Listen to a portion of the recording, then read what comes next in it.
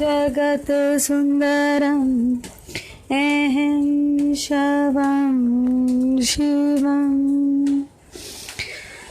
पंचतत्व सत्यं पंचारक सत्यं योग वयोगा सत्यं कृष्णांशी आत्मा सत्यम् अहं सत्यं जगत सुंदरं सत्यं वातावरणं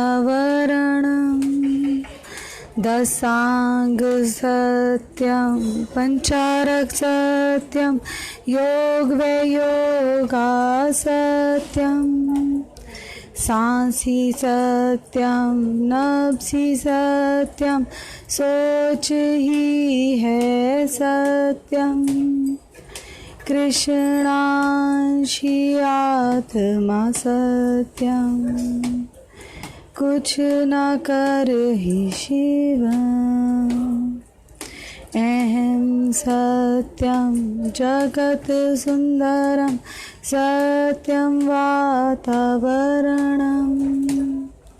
दशांग सत्यं पंचारक सत्यं योग योगा सांसी सत्यं सोच ही है सत्यं सत्यं कुछ न करे शिवम्।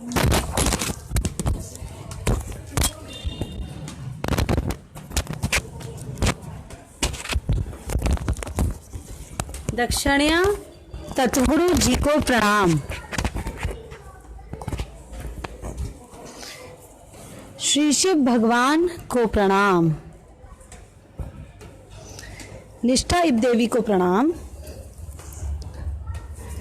और लड्डू गोपाल जी को प्रणाम।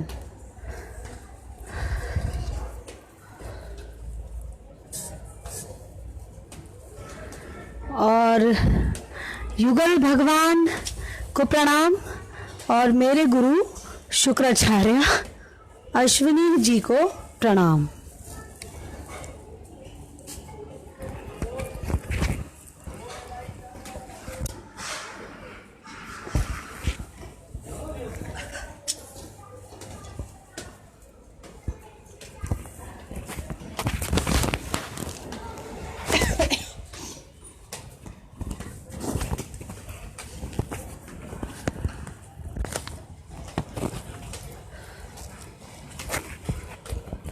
प्रणाम। मणिदेव की डॉक्टर निधि अग्रवाल मैं कहलाती हूँ कृष्णीष्ट भगवान 18 तत्वों के मालिक कृष्णांश भगवान का एक रूप। उनकी मैं केयरटेकर हूँ, उनके दरबार की मैं केयरटेकर हूँ। उनकी दरबार, उनका मंदिर अम्बाला शहर में लगा हुआ है। फ़िलहाल मैं क्रॉसिंग रिपब्लिक गाज़ियाबाद में आई हुई हूँ। यहाँ युगल भगवान का दरबार है। दक्षिणा जी का मंदिर लगा है। यहाँ दक्षिणा तत्वगुरु जी यहाँ विराजमान हैं और यहीं पे कुछ दिनों के लिए कृष्णांश कथा का आयोजन किया गया है जो यहाँ के केयरटेकर हैं उनके द्वारा। कृष्णांश कथा यानी कि महाभारत से आगे की कथा, शंखनाद से शंख धुन की ओर जाने की कथा, बांसुरी धुन से बांसुरी नाद को समझने की कथा। कृष्णांश कथा यानी कि कलयुग में कैसे लग्जरियस लाइफ जी जाए ये समझने की कथा। कृष्णांश कथा क्योंकि कृष्णांश हैं कलयुग के भगवान। वैसे तो कृष्णांश भगवान ही हैं, लेकिन कलयुग के मैंने इसलिए जोड़ा क्योंकि कलयुग में कृष्णांश भगवान इस पृथ्वी पर आए थे साक्षात। महाविष्णु जब इस पृथ्वी पर आते हैं तब कहलाते हैं कृष्णांश भगवान। उन्हीं के बारे में और बातचीत, लेकिन आज की कृष्णांश कथा रोज़ की ही तरह हम इस प्रार्थना के साथ शुरू करेंगे। प्रार्थना, दोनों हाथ खोल लें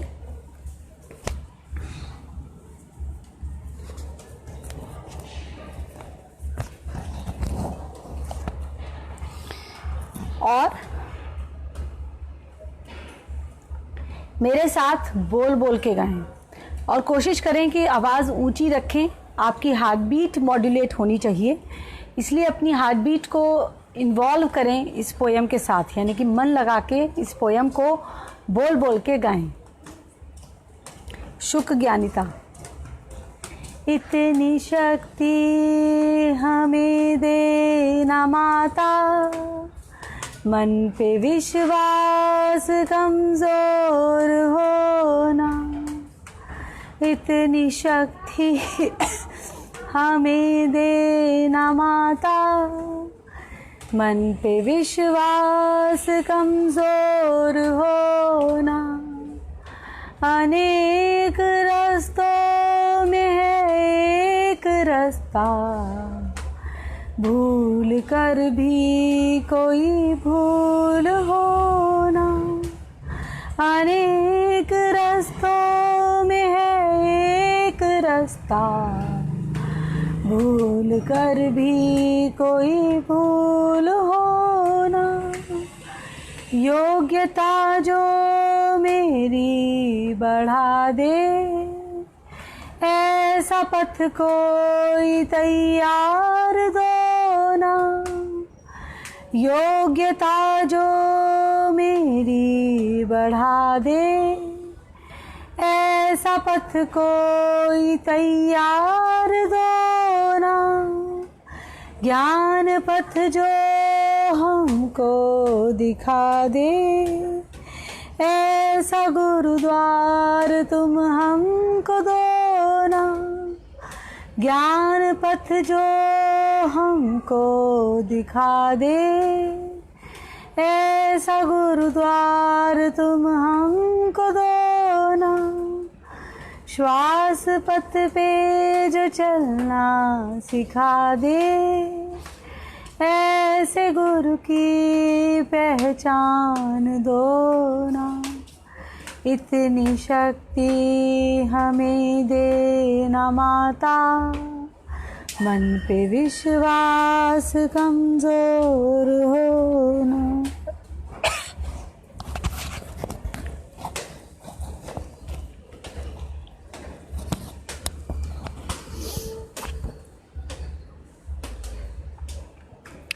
कृष्णांश भगवान महाविष्णु। विष्णु के बारे में हम जानते हैं, विष्णु के 10 अवतारों के बारे में हमने सुना है। उनके बारे में बहुत सी कथाएं आपको मिलेंगी। विष्णु जी के साथ लक्ष्मी जी को अक्सर दिखाया जाता है और आमतौर पे ये धारणा प्रचलित रही है कि लक्ष्मी जी विष्णु जी की पत्नी है, लेकिन ऐसा है नहीं। लक्ष्मी विष्णु की पत्नी नहीं, विष्णु की एक तरह से सर्वेंट हैं, काम करती हैं वो विष्णु जी के लिए। समुद्र मंथन की घटना है, आज समुद्र मंथन से ही शुरू करेंगे।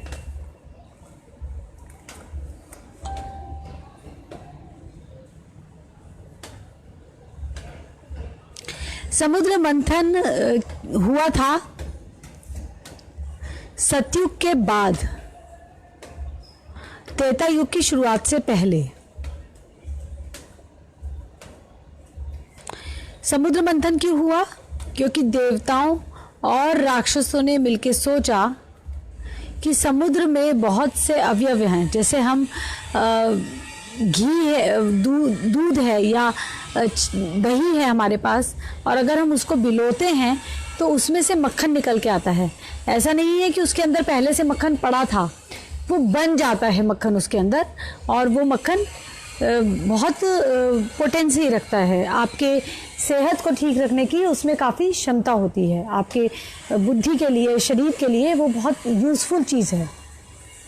इसी तरीके से समुद्र मंथन करने का निर्णय लिया गया और शायद कोई नहीं जानता था कि इस मंथन से क्या निकल कर आएगा बाहर।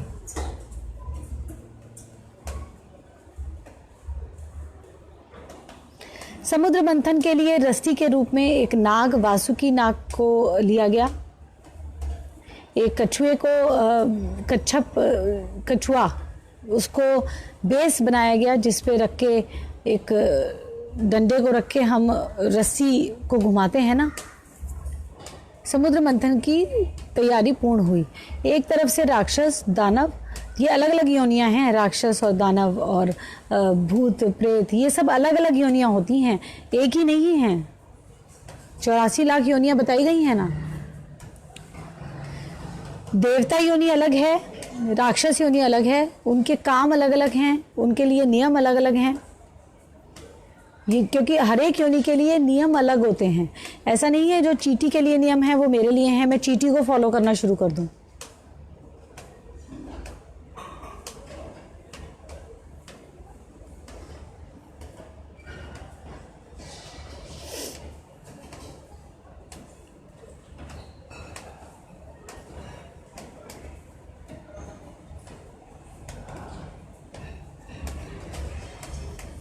आप जैसे हम मॉडर्न एजुकेशन में देख रहे हैं कि so called modern education, actually तो वो बहुत ऑब्सोलेटेड एजुकेशन है। ऑब्सोलेटेड भी नहीं, मुझे लगता है कि किसी काम की नहीं है जो अभी हम एजुकेशन स्कूल्स में अभी भी फ़िलहाल दे रहे थे। हालांकि नई एजुकेशन पॉलिसी आई है मोदी गवर्नमेंट जी के द्वारा, मोदी जी ने जो लागू करवा रहे हैं अब 2022 से सुन रहे हैं कि एजुकेशन पॉलिसी लागू की जाएगी।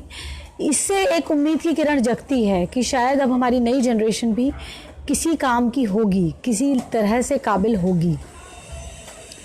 पेरेंट्स को फोर्स करना चाहिए, टीचर्स को और प्रिंसिपल्स पे ये प्रेशर डालना चाहिए कि आप नई एजुकेशन पॉलिसी को जल्दी से जल्दी लागू करें, क्योंकि वो बच्चों के बेनिफिट में है। मैं एजुकेशन की बात क्यों कर रही हूँ?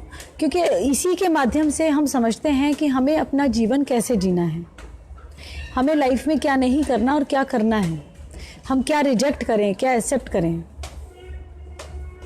और अगर टेक्नोलॉजी बेस्ड नहीं होगी, अभी तक साइंस बेस्ड थी एजुकेशन का बेस साइंस रहा, टेक्नोलॉजी नहीं रहा। टेक्नोलॉजी हमेशा जुगाड़ को कहते हैं, साइंस उसके ऊपर रैप कर दिया, कुछ नियम लिख दिया उसको देखकर, उसको समझकर, वो साइंस कहलाती है। तो साइंस के पिता हमेशा टेक्नोलॉजी ही होंगे और पिता ही हैं जड़। मैं समुद्र मंथन की कथा आपको सुना रही थी। समुद्र मंथन में राक्षस और दानव ने मंथन शुरू किया। समुद्र मंथन करते करते कुछ अवयव बाहर आए। कामधेनु गाय आई, धन्वंतरी जी आए जिनके हाथ में आयुर्वेद का ज्ञान था, एक कलश था। धन्वंतरी जी लक्ष्मी जी आई। इसीलिए कुछ लोग लक्ष्मी को समुद्र की बेटी कह देते हैं। वो समुद्र की बेटी नहीं है, लक्ष्मी जी समुद्र मंथन में बाहर आई, निकली, और उन्होंने, वहाँ विष्णु भी मौजूद थे, विष्णु को अपना पति वरा, उन्होंने बाहर आते ही सामने विष्णु को देखा और उनसे योग कर लिया, यानी कि वो मेंटली उनसे जुड़ गई पूरी तरह से। इसका मतलब ये नहीं है कि विष्णु ने भी लक्ष्मी से योग कर लिया, लक्ष्मी ने विष्णु से योग कर लिया।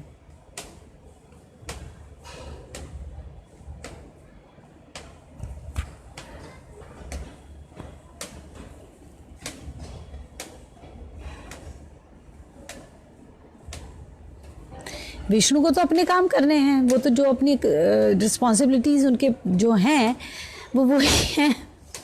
मोस्टली इस सृष्टि पे मानव योनि या किसी भी योनि की पालना का काम विष्णु जी देखते हैं, तो ये काम कोई छोटा काम नहीं है।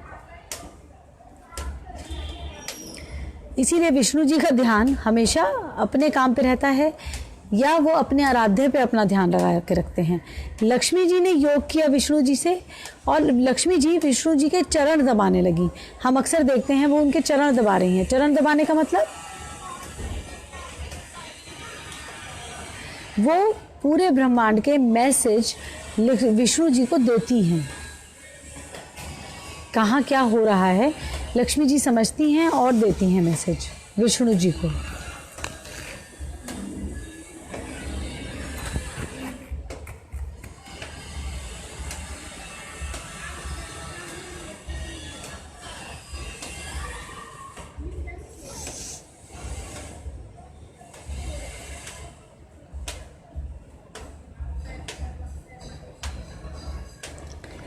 तो लक्ष्मी जी ने विष्णु जी को अपना पति बना योग कर लिया। अब समुद्र मंथन में से विष बाहर आया।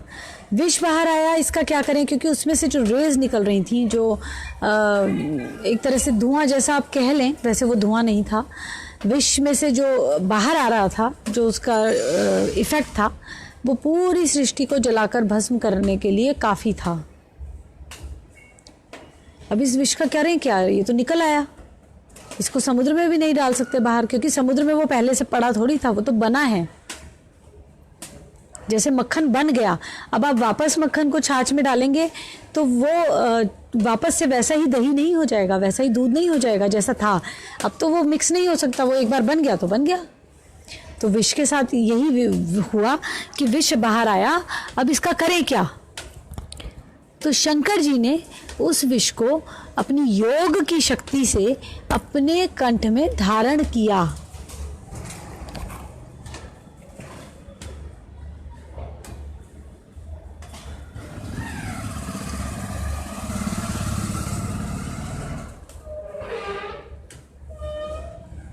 उसके बाद आया निकलकर एक कलश जिसमें था अमृत।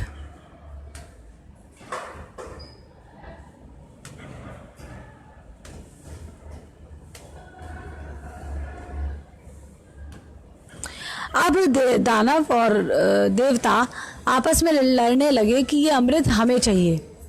मुझे नहीं पता कि उस अमृत का क्या बेनिफिट था, क्योंकि मैं ये बात जानती हूँ कि जिसका जन्म हुआ है वो नष्ट भी अवश्य होगा, उसका मरण भी अवश्य होगा। तो उस अमृत का क्या मतलब था? क्योंकि सनातन का भी मतलब ये नहीं होता कि वो हमेशा के लिए रहेगा। सनातन का मतलब ये होता है कि वो जैसा था वैसा ही रहेगा एंड तक, पर एंड तो है ही। तो क्यों तो उस अमृत के लिए इतनी लड़ाई हुई, और क्यों अमृत को इस तरीके से माना गया कि अमृत जिसने पी लिया वो अमर हो जाएगा, वो कभी मरेगा नहीं। क्योंकि अमृत तो अश्वत्थामा जो गुरु द्रोण के पुत्र थे, महाभारत की मैं बात कर रही हूँ, उनको श्राप के रूप में मिला था। कृष्ण ने उन्हें यह कहा था कि अब तुम मरोगे नहीं, और वो उनके लिए एक श्राप था। जबकि सतयुग में हम देखते हैं तो अमृत के लिए लड़ाई हो रही है। तो खैर, अमृत के लिए युद्ध छिड़ने की नौबत आ गई देवता और दानवों के बीच में। विष्णु ने देखा, वो समझ गए कि अब ये टिपिकल सिचुएशन है, तो क्या करें। विष्णु ने तुरंत ही मोहिनी रूप लिया, अवतार नहीं लिया, उन्होंने भेष धरा मोहिनी का, मोहिनी रूप लिया।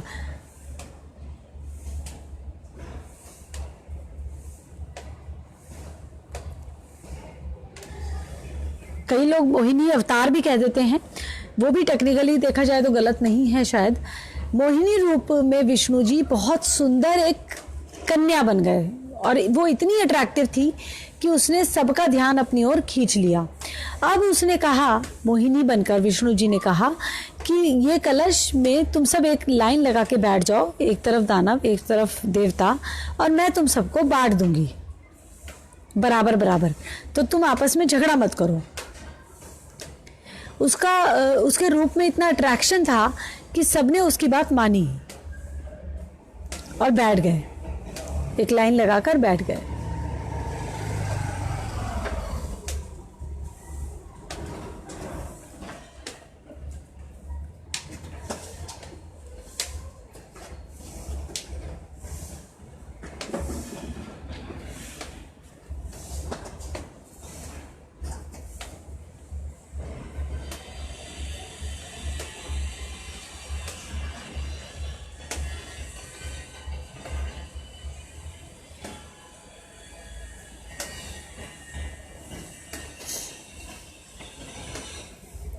और मोहिनी ने कलश में से अमृत छलकाना शुरू किया, और वो आगे चलती जाती थी और कलश में से एक बूंद अमृत देवताओं पर छलका देती थी, देवताओं को पिला रही थी, दानवों को नहीं दे रही थी।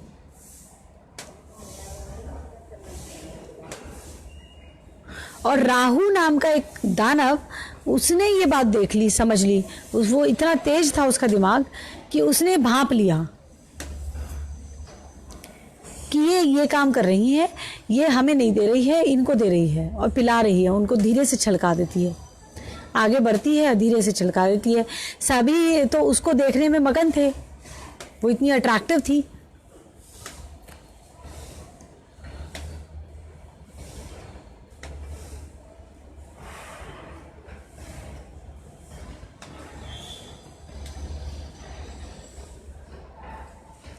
तो राहु ने क्या किया, उसने देवता का रूप धरा और वो देवताओं वाली लाइन में बैठ गया।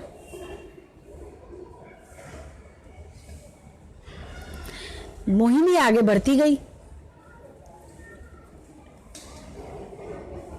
और मोहिनी ने राहु पे भी अमृत छलका दिया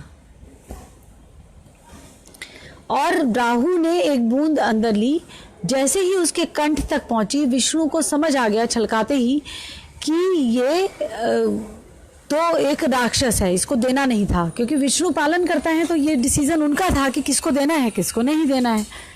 घर में जैसे माँ पालती है तो माँ ही तो देखती है किसको क्या देना है, किसकी थाली में क्या रखना है, किसको कितना देना है, या पिता बताते हैं। तो विष्णु एक तरह से पिता समान हो गए इस सृष्टि के लिए। तो विष्णु ये निर्धारण कर रहे थे। अब उन्होंने देखा कि राहु को नहीं देना था लेकिन दिया गया। उन्होंने तुरंत ही अपने ओरिजिनल रूप में आके, विष्णु रूप में आके सुदर्शन चलाकर राहु का सिर धड़ से अलग कर दिया।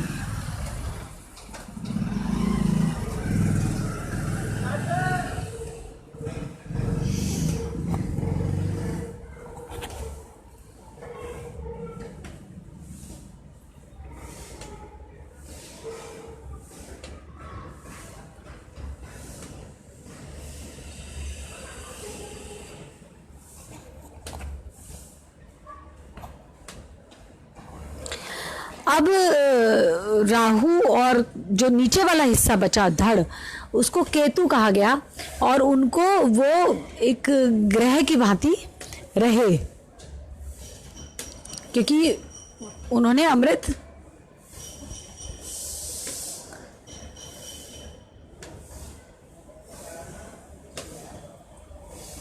अब हम इसको रियल लाइफ से समझते हैं कि इस घटना से हमें क्या समझना है। समुद्र मंथन की तो बात हम करते रहे हैं, हमने ये कथा भी सुनी ही होगी, लेकिन हमारा काम ये है कि रियल लाइफ से जोड़कर हमें ये समझना होता है कि हमारी लाइफ से इस कथा का क्या कनेक्शन हो सकता है या हम इसमें से क्या समझें।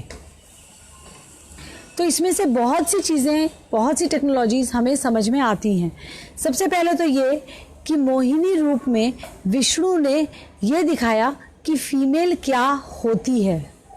सबसे पहले विष्णु ने दिखाया कि फीमेल क्या होती है, क्या करती है, क्या कर सकती है, जिसको आमतौर पे लोग त्रिया चरित्र कह देते हैं। हालांकि त्रिया चरित्र को लोग करैक्टर से जोड़ के देखते हैं, पर एक्चुअली मतलब ये है कि फीमेल इज ऑल शेड्स। प्रकृति के सभी रंग फीमेल में रिफ्लेक्ट होते हैं।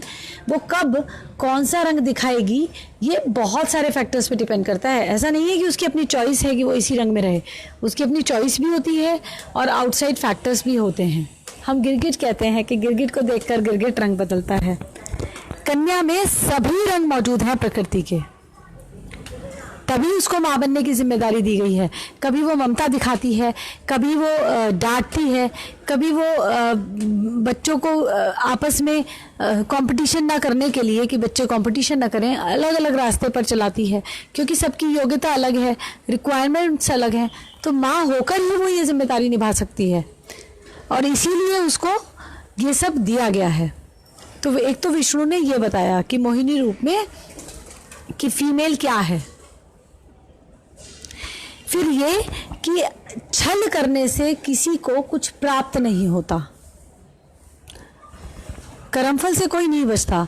विष्णु जी ने भी डेफिनेटली इस चीज़ का कर्मफल भुगता होगा कि उन्हें राहु को मारना पड़ा, और राहु ने तो भुगता ही होगा क्योंकि उसने छल किया, अपना रूप बदल कर बैठ गया।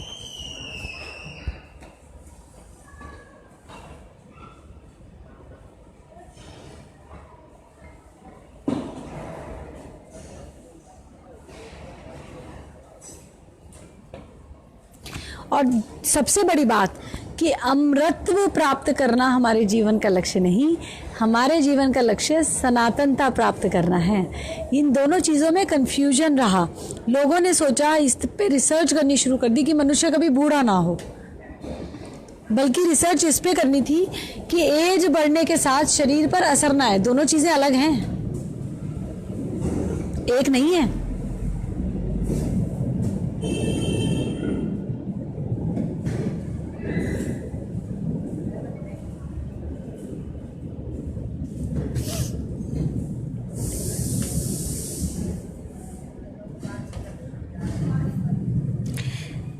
आपको इस जीवन में क्या करना है ये कंप्लीटली आपका निर्णय है, लेकिन एक बात तय है कि जब आपकी मृत्यु आए, जब आपकी ये सांसें पूरी हों, विच यू कैनॉट प्रेडिक्ट। कभी कभी किसी को बहुत ज़्यादा जानकारी होती है नाड़ी ज्ञान की या ज्योतिष ज्ञान की या किसी और विधा के द्वारा, तो लोग कैलकुलेट कर पाते हैं। हालांकि ये बहुत रेयर है और इसमें बहुत सारे अगर मगर लगे होते हैं। तो इसलिए मोटे तौर पे हम ये कह सकते हैं कि वन कैनॉट नो, कोई नहीं जान सकता कि उसकी सांसें कब पूरी होंगी, लेकिन जिस दिन पूरी होंगी, जब पूरी होंगी, तब शरीर में किसी भी प्रकार से कोई बीमारी नहीं रहनी चाहिए और कोई कष्ट ना हो जो शरीर छोड़ते समय।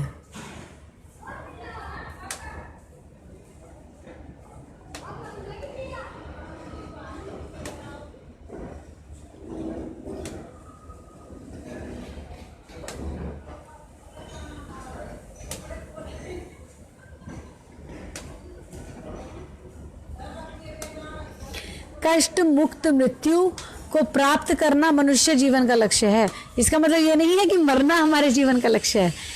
अब मैं फिर से बोलती हूँ, कष्ट मुक्त मृत्यु को प्राप्त करना हमारे जन्म का लक्ष्य है। मैंने ये बात अपने गुरु शुक्राचार्य जी, अश्विनी शुक्राचार्य जी से सीखी है, जिनकी कृष्णांश कथा शाम को 4 बजे भगवान टीवी पर प्रसारित होती है हर फ्राइडे। हालांकि आपको वीडियोस भगवान टीवी पर मिलेंगे, यूट्यूब चैनल और फेसबुक पर। और अश्विनी कुच्छल नाम से एक यूट्यूब चैनल भी है जिसमें बहुत ही खास जानकारियाँ वीडियो के माध्यम से गुरु शुक्राचार्य जी, वैसे अश्विनी जी के नाम से वे जाने जाते हैं, वे देते हैं।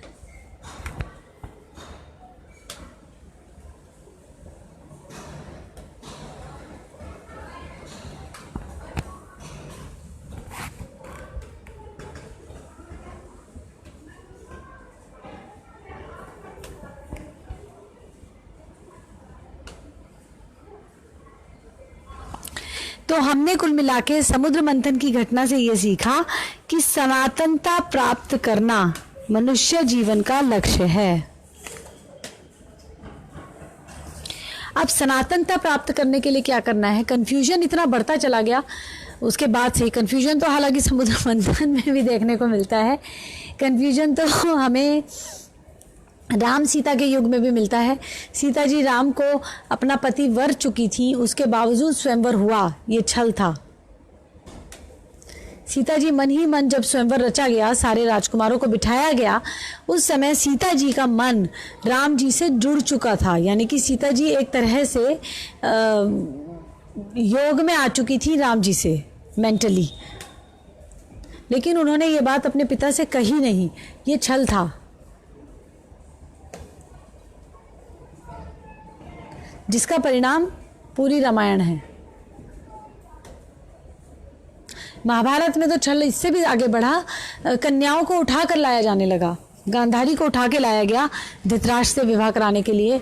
अम्बा, अंबालिका 3 बहनें थीं ये, इनको उठा के लाया गया भीष्म द्वारा अपने भाई विचित्रवीर्य से विवाह कराने के लिए। और कन्याओं की पोजीशन इसलिए इतनी बुरी हो गई कि माँ होकर उन्होंने अपने बच्चों को डिस्कार्ड करना शुरू कर दिया, हमें नहीं चाहिए, हम नहीं पालेंगी। कुंती ने यही किया, गांधारी ने यही किया, आंखों पे पट्टी बांध के। गंगा ने यही किया। हस्तिनापुर जो कि राजकुल था, पृथ्वी का सबसे शक्तिशाली राज्य, उस कुल की महिलाएं अपने बच्चों को डिस्कार्ड कर रही थीं। हमको नहीं चाहिए, हम नहीं पालेंगी।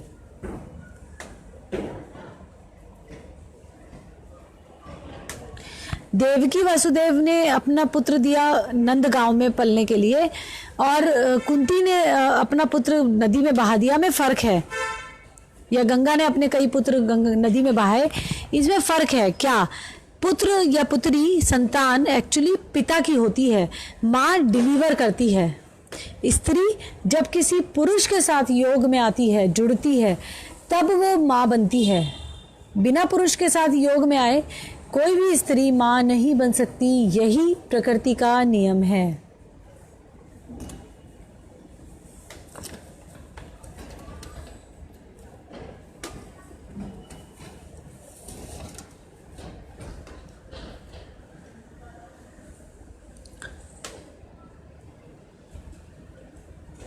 और स्त्री पहले पुरुष के साथ, पहले तो पुरुष अपना घर छोड़ता है। अगर हम फिजिकली रिलेशंस की बात करें, स्त्री मेंटली तो योग में आ सकती है, किसी भी पुरुष के साथ कोई भी कन्या जुड़ सकती है। जैसे लक्ष्मी जी ने विष्णु जी को वरा अपना पति। लेकिन फिजिकली अगर हम इस दुनिया में देखें कि शादी कैसे होती है, तो पहले लड़का अपना घर छोड़ता है, कन्या को लाने के लिए अपना घर छोड़कर जाता है, और फिर कन्या उसके साथ जाती है। अब लड़के के ऊपर है वो कन्या को कहाँ ले जाए। तब विवाह होता है जब लड़के ने अपना घर छोड़ा, उसके बाद लड़की अपना घर छोड़ती है। तो पहले मेंटली वर्ती है कन्या, उसके बाद पुरुष को भी लगता है कि हाँ इसकी इतनी योग्यता है कि मैं इसको वरूं, इससे विवाह करूं, और तब वो अपना घर छोड़ के जाता है विवाह करने के लिए। और उसके बाद कन्या उसके साथ रहती है, जहाँ वो रखे, जहाँ वो जैसे भी हालात में रखे। इसे कहते हैं निश्चल विवाह। निश्चल विवाह पे एक बहुत सुंदर पोयम है मेरे पास, मेरे गुरु अश्विनी जी द्वारा ही वो लिखी गई है। मैं उसी को आज आपको सुनाना चाहती थी।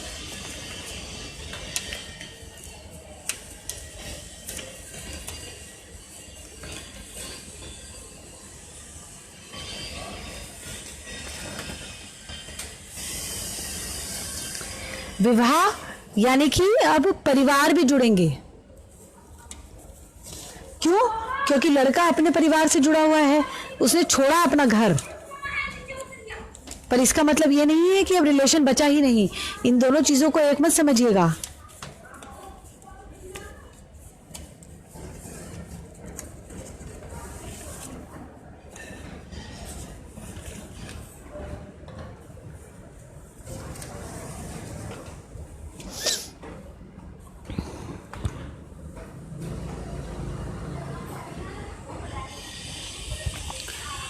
तो जब विवाह होता है कन्या और पुरुष का, लड़की और लड़के का, उसके बाद वो योग में आते हैं, जुड़ते हैं, तब संतान आती है। और संतान पिता के पास आती है, पिता माँ को देता है और माँ डिलीवर करती है। It's kind of a courier. आपकी चीज़ है, आपने किसी को दी, उसने डिलीवर की।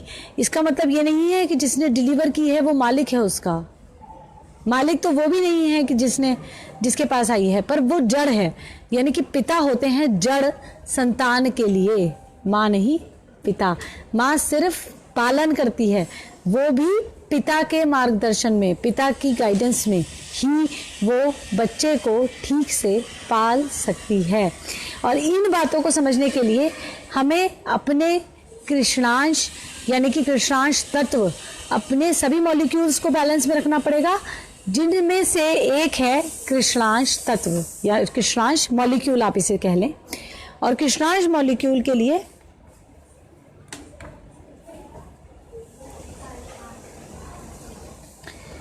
आपको योग और योगा करना होगा। तो ये पोयम गा लेते हैं, एक बार मेरे साथ बोल बोल के गाइए। एहसान एहसान तेरा होगा तुझ पर, दिल कहता है योगा तू कर। एहसान तेरा होगा तुझ पर, दिल कहता है योगा तू कर। दिमाग भटकाता इधर उधर, दिमाग भटकाता इधर उधर, शरीर कहे तू अब जा सुधर, शरीर कहे तू अब जा सुधर, दिमाग भटकाता इधर उधर, मन कहे अब तू जा सुधर, कर्म करो तो ज्ञान कमाओ, श्रम करके जीवन सुख पाओ, कर्म करो तो ज्ञान कमाओ, श्रम करके जीवन सुख पाओ, कर्म से योग है होता, बिना श्रम योगा नहीं होता, कर्म से योग है होता, बिना श्रम योगा नहीं होता, योग व योगा के बिना निरोगी जीवन के दिन गिना, योग व योगा के बिना निरोगी जीवन के दिन गिना, कष्ट क्यों बेकार में सहना, बिना योग एंड योगा नहीं रहना, कष्ट क्यों बेकार में सहना, बिना योग एंड योगा नहीं रहना, एहसान तेरा होगा तुझ पर, दिल कहता है योगा तू कर, एहसान तेरा होगा तुझ पर, दिल कहता है योगा तू कर। इसमें दोनों बातें बताई गई हैं, योग एंड योगा। मैंने कहा ना, पहले मेंटली जुड़ती है स्त्री पुरुष से, कन्या ही जुड़ती है पुरुष से, यही नेचर का नियम है, फिर पुरुष जुड़ता है, और ये योग है। पहले पार्वती जी ने आइडेंटिफाई किया कि मैं शंकर के साथ विवाह करना चाहती हूँ, यानी कि वो योग में आई। धीरे धीरे उन्होंने तपस्या की और इतनी योग्यता प्राप्त की कि शंकर जी उन्हें पत्नी के रूप में वरें। तो योग, उसके बाद योगा, फिर फिजिकली विवाह होता है। जैसे मैंने कहा कि पुरुष अपना घर छोड़कर कन्या को लेने के लिए जाता है और फिर वो अपने कन्या अपना घर छोड़ती है, तब विवाह होता है दोनों का संपन्न। कन्या अपना घर छोड़ के आती है उसके पुरुष के साथ। अब पुरुष की मर्जी, वो जहाँ मर्जी ले जाए। ये बिल्कुल भी नहीं है कि नहीं जी अब तो ये जिम्मेदारी हो गई, इसका ये अधिकार हो गया। वो दोनों योग में आ गए, अब वो अपने आप में एक यूनिट हैं। प्रकृति ने एक यूनिट बनाई है, उसको कहते हैं योगा। जब फिजिकली कोई एक्टिविटी की जाती है, श्रम किया जाता है, जैसे कि मैं बोल रही हूँ, ये योगा है। लेकिन मेरा मन इसमें कितना इन्वॉल्व है, वो योग है। योग मन से होता है, उसमें आपकी हार्ट बीट, आपकी बुद्धि, आपका मन, सब कुछ इन्वॉल्व होगा। योगा में आपका शरीर इन्वॉल्व होगा, आप अपनी सांस को उसमें इन्वॉल्व कर रहे हैं, आप अपनी हार्ट बीट को उसमें इन्वॉल्व कर रहे हैं, बुद्धि को उसमें इन्वॉल्व कर रहे हैं, नहीं, दैट डिपेंड्स। पर जब भी आप योग करेंगे तो आपका मन उसमें इन्वॉल्व होगा ही होगा। और मन से, क्योंकि आपके रिलेशंस जुड़े हैं, पति और पत्नी का रिलेशन मन से जुड़ा हुआ है, और एक और रिलेशन है जो मन से जुड़ा हुआ है, वो है माँ और बच्चे का रिलेशन। एक्चुअली जब बच्चा गर्भ में आता है माँ के पास, पिता ने माँ को संतान दी, माँ के गर्भ में बच्चा स्थापित होता है, तो एक उम्बिलिकल कॉर्ड डेवलप होती है धीरे धीरे, जो बच्चे को फूड सप्लाई करने के लिए, ऑक्सीजन सप्लाई करने के लिए होती है। बच्चा तो वाटर बैग में है और वो वाटर में ही सांस लेता है बच्चा। जस्ट इमेजिन, बच्चा पानी में सांस ले पाता है, इतनी योग्यता होती है उसकी प्रेगनेंसी में, मतलब जब बच्चा गर्भ में है।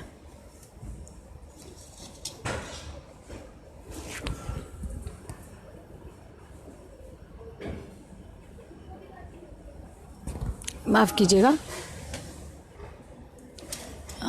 ठीक है।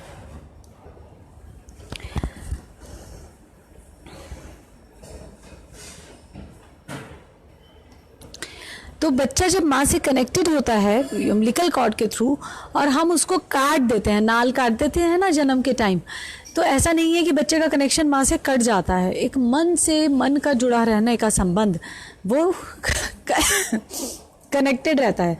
मन का वास नाभि में होता है, तो नाभि से ही अम्बिलिकल कॉर्ड भी जुड़ती है, उसको हम फिजिकली काटते हैं। लेकिन एक वर्चुअल कनेक्शन, या वर्चुअल मैं कह रही हूँ, एक्चुअली वो रियल कनेक्शन होता है, बस हमें दिखता नहीं है क्योंकि वो आकाश तत्व से बना होता है, तो we can't see it. Physio virtual connection आप इसे कह सकते हैं फिर भी। तो फिजियो वर्चुअल कनेक्शन माँ का बच्चे के साथ बना रहता है, और ये कनेक्शन सारी उम्र रहता है। अब बच्चा उस कनेक्शन को डिस्कनेक्ट करना चाहे, या धीरे धीरे किसी भी वजह से, कई बार बच्चा रिसीवेबिलिटी उसकी इतनी पुअर हो जाती है बच्चे की कि वो उस कनेक्शन से कुछ रिसीव करना बंद कर देता है। जैसे है ना, टेलीफोन की लाइन तो है लेकिन अब लाइन बेकार हो गई, सिग्नल नहीं जा रहा है, आप उसको रिपेयर कर रहे हैं, मेंटेन कर रहे हैं, तो वो सिग्नल ट्रांसफ़र हो रहा है।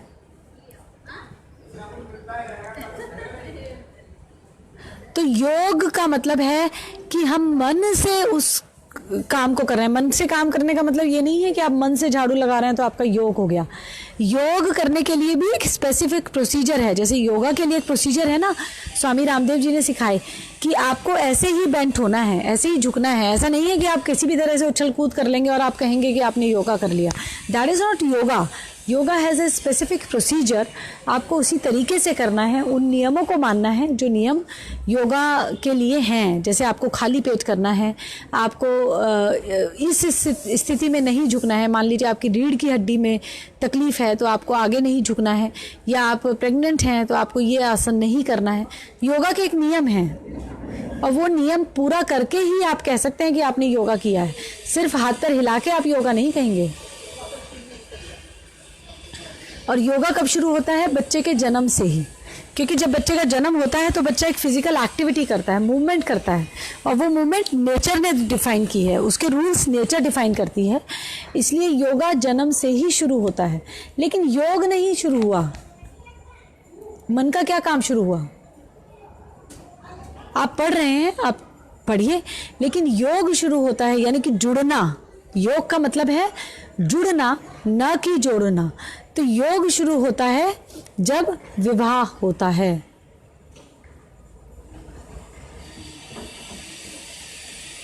विवाह से योग शुरू होता है, और योग को मेंटेन करना होता है। यानी कि ऐसा नहीं है कि आपने एक बार फेरे ले लिए या आपका मेंटल कनेक्शन बन गया तो वो सारी उम्र बन गया। कनेक्शन बन जाता है, लेकिन अगेन आपको कनेक्शन को मेंटेन करना पड़ता है। और कनेक्शन, क्योंकि आकाश तत्व की आप नाड़ी सीधी भाषा में कह सकते हैं, क्योंकि आमतौर पे जब मैं नाड़ी बोलती हूँ तो लोग नब्ज से कंफ्यूज करते हैं। नब्ज जो वैद्य हकीम पढ़ते हैं, वो नाड़ी का एक बहुत छोटा सा सेट है, सबसेट है। कनेक्शंस होते हैं, नाड़ी से हमारे कनेक्शंस होते हैं, ब्रह्मांड से हमारा कनेक्शन है, हमारे माता पिता से हमारा कनेक्शन रहता है, पति पत्नी आपस में कनेक्टेड होते हैं, और इस कनेक्शन को मेंटेन करना होता है। एक तरीका तो फिजिकल मेंटेन करना ही है, जो पति पत्नी के रिलेशंस होते हैं, या माँ बच्चे के बीच में बातचीत हो रही है, वो माँ बेटे के लिए खाना बना रही है, तो ये कनेक्शन को मेंटेन करने के ही तरीके हैं। या बच्चा अपनी प्रॉब्लम लेके माँ के पास जाता है, तो ये कनेक्शन इस तरह से मेंटेन होते हैं। लेकिन जो एक्चुअल योग का तरीका है मेंटेन करने का, भाई आप एरोबिक्स भी कर सकते हैं अपनी फिजिकल फिटनेस के लिए, आप जिम भी जा सकते हैं, आप योगा भी कर सकते हैं। योगा आपको रिजल्ट्स ज़्यादा देगा, साइड इफ़ेक्ट्स उसके कम होंगे या नहीं होंगे। सिमिलरली योग आपके कनेक्शन को मेंटेन करने के लिए योग के प्रोसीजर्स ज़रूरी हैं। एक्चुअली योग एंड योगा के प्रोसीजर्स इसलिए क्योंकि थोड़ा आपको फिजिकल भी चाहिए होता है और थोड़ा आपको मेंटल भी चाहिए होता है, और दोनों मिला के योग एंड योगा कहा जाता है।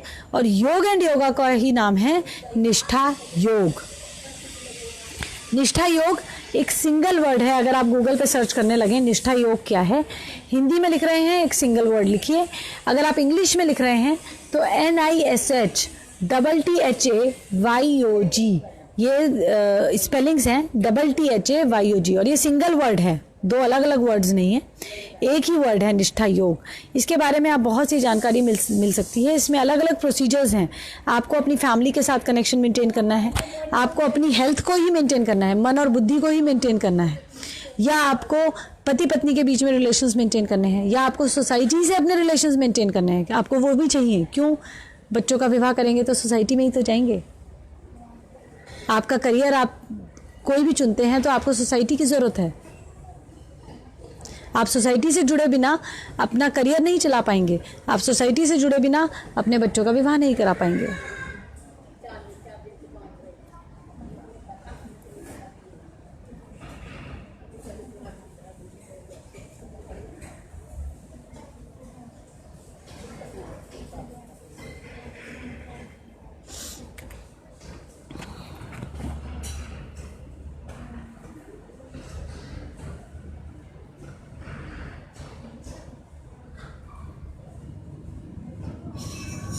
तो सोसाइटी से जुड़ने के लिए या कुटुंब से जुड़ने के लिए, परिवार के बाद एक्चुअली कुटुंब का नंबर आता है।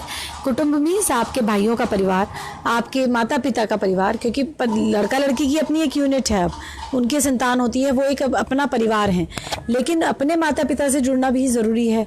अगर आप नहीं जुड़ेंगे तो कल को आपका भी परिवार बिखरेगा। लग्जूरियस लाइफ कैसे मिलेगी? और कृष्णांश कथा तो है ही इसलिए कि आपको लग्जूरियस लाइफ कैसे जीनी है ये बताया जा सके। आज के लिए इतना ही। सांस की प्रैक्टिस करेंगे। एक दोहा मैं आपको सुना देती हूँ।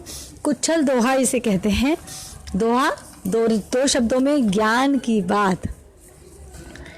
कुच्छल कहे बन स्वार्थी, कुच्छल कहे बन स्वार्थी, अपनी अर्थी पहचान, उसी पे जाना है शमशान, तू क्यों रहवे परेशान।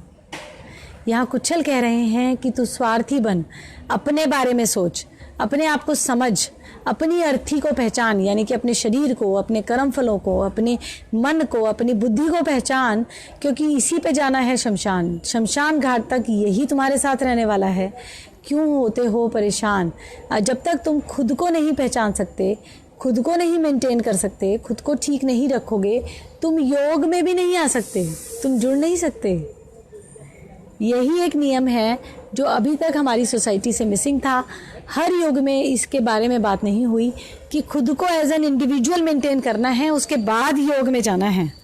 आप और अपनी इंडिविजुअलिटी को हमेशा मेंटेन रखना है। ऐसा नहीं है कि आप योग में आ गए तो अब दूसरा के काम है आपकी केयर करना। योग का अर्थ है जुड़ना, न कि जोड़ना। आपको जुड़ना है, जोड़ना नहीं है। दोनों काम करेंगे तब योग होगा। आपको जुड़े रहना है और जोड़ने की कोशिश नहीं करनी है।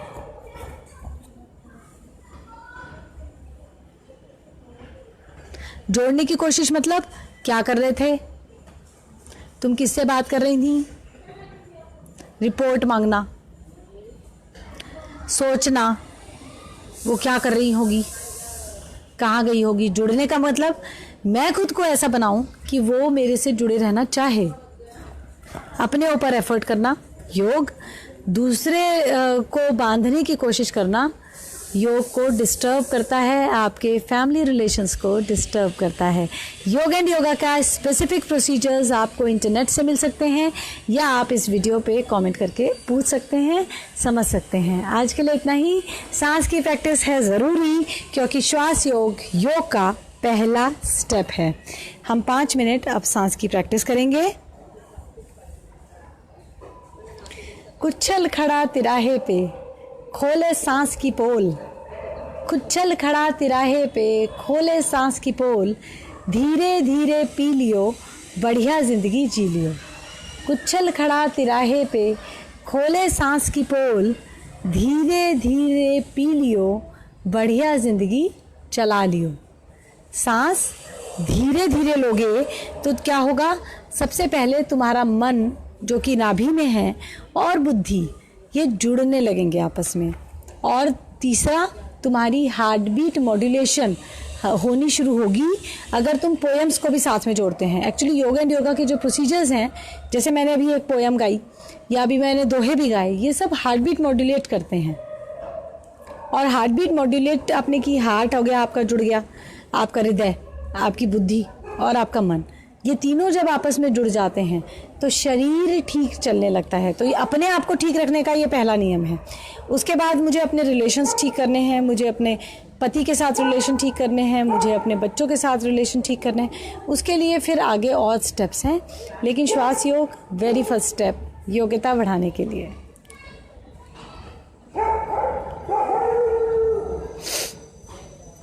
मेरे साथ सांस की प्रैक्टिस करें, धीरे धीरे हाथ ऊपर करें, धीरे धीरे हाथ को नीचे की ओर लाएं।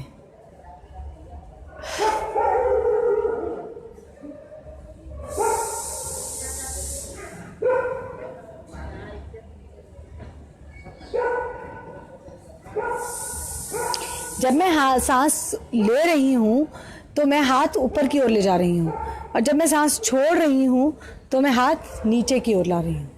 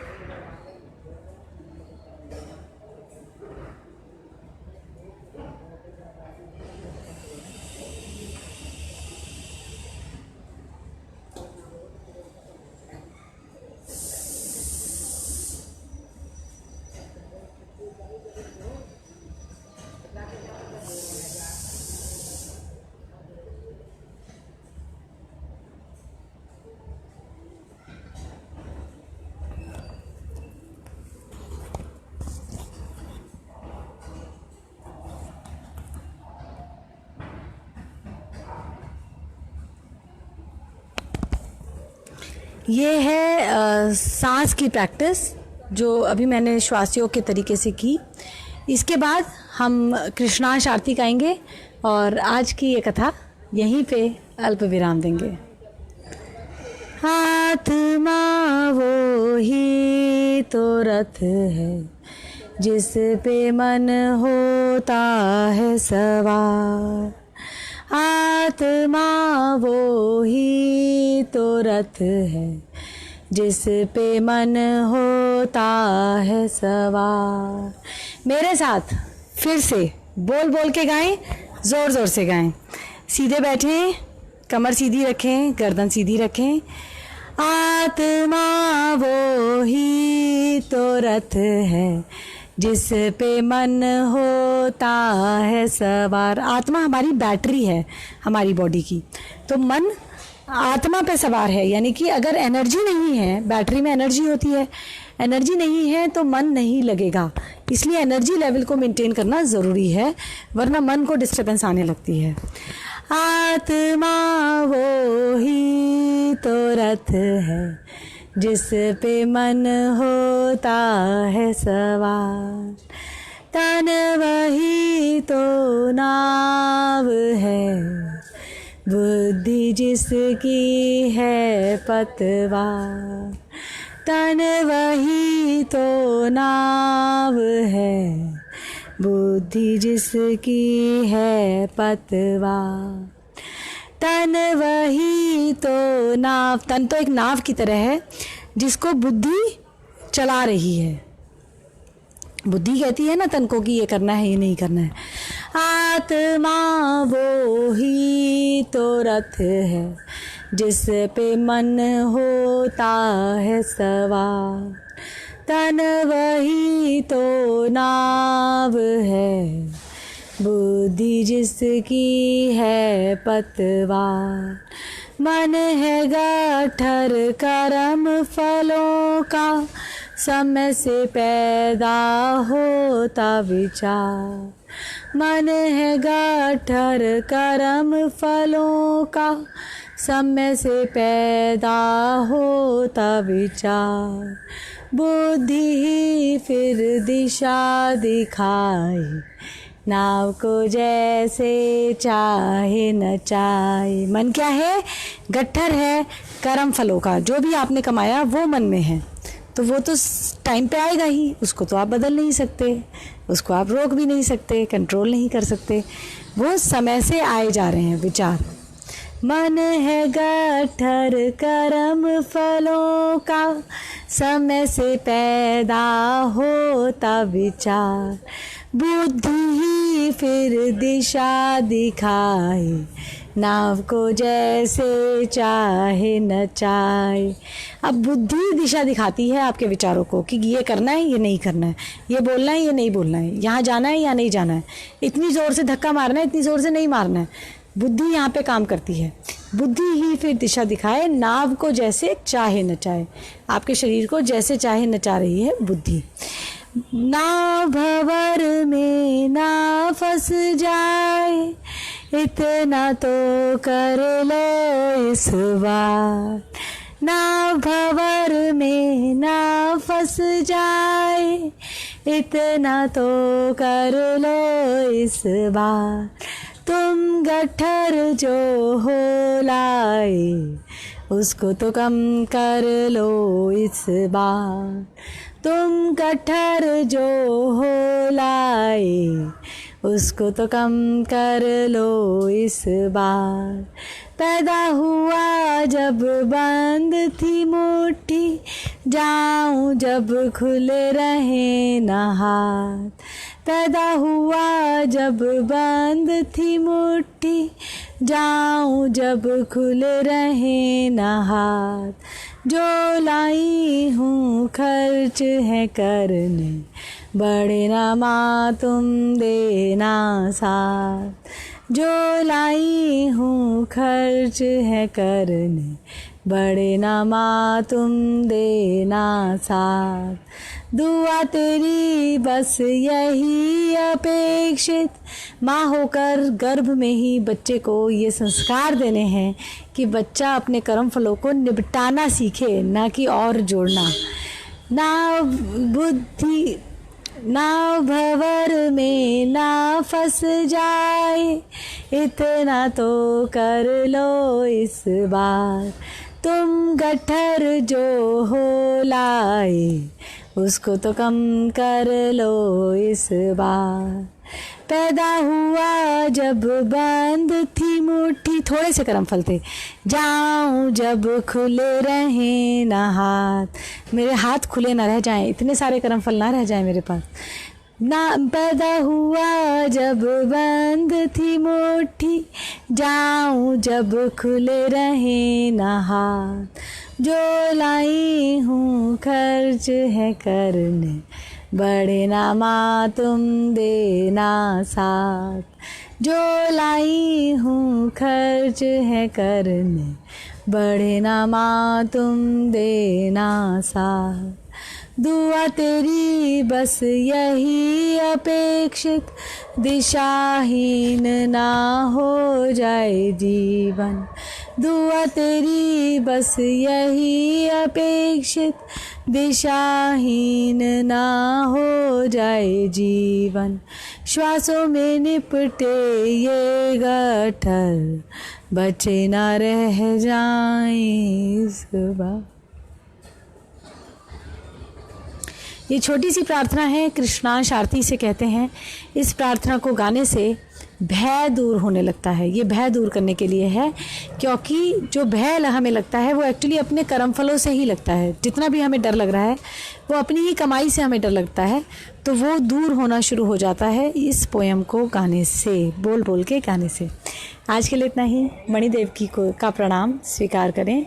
कृष्णांश भगवान की जय, कृष्णीष्ट दरबार की जय, श्री शिव भगवान की जय, दक्षिणायन तत्वगुरु जी की जय, मेरे गुरु शुक्राचार्य अश्विनी जी की जय, युगल भगवान की जय। प्रणाम।